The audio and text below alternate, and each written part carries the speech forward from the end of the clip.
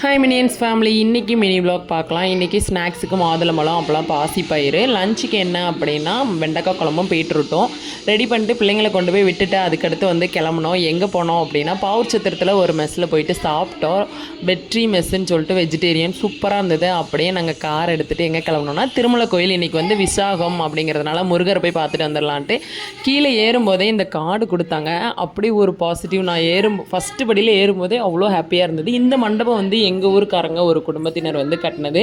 So அதையும் பார்த்துட்டு முருகரை பார்க்கலனாலும் பரவாயில்ல, இவரை பார்த்ததே எனக்கு முருகரை பார்த்த மாதிரி இருந்தது. அவ்வளோ பயங்கரமான ஒரு நேர்த்திக்கடன்.